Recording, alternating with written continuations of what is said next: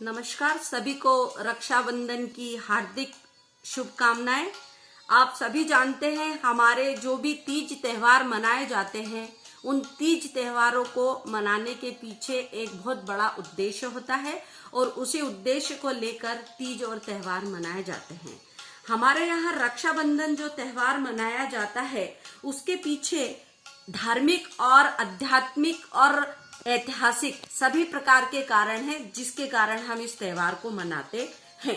हमारे यहाँ पर प्राचीन समय की पौराणिक कथाएं प्रचलित हैं कि इंद्र जो है देवासुर संग्राम में विजय हुए थे, क्योंकि देवी सची ने पवित्र भाव से रक्षा सूत्र बांधा था।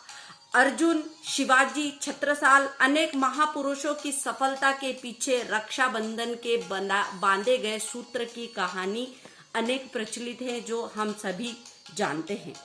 और साथ ही साथ में हमारे यहाँ पर रक्षाबंधन त्योहार मनाने के पीछे वैज्ञानिक तथ्य भी छुपे हुए हैं, क्योंकि परिवार जो है समाज की एक महत्वपूर्ण इकाई है और इस इकाई को संभाल कर रखने के लिए परिवार में आपसी प्रेम, भ्रातृत्व भाव, स्नेह, एक दूसरे के प्रति जुड़ाव, वासुदेव कुटुंब, यह भाव अगर जागृत रहेगा तो परिवार अधिक समय तक प्रेम के साथ अच्छे से एक दूसरे से रहेगा, मिलजुल कर रहेगा। इसीलिए हमारे सांख्य दर्शन में कहा गया है कि बहन भाई की दाहिनी कलाई पर रक्षा का सूत्र बांधकर दोनों आपस में संकल्प लेते कि मैं बहन की रक्षा करूंगा, और बहन कहती है कि मैं भाई के समस्त प्रकार के कार्यों में सहयोग करने के लिए तत्पर रहूंगी।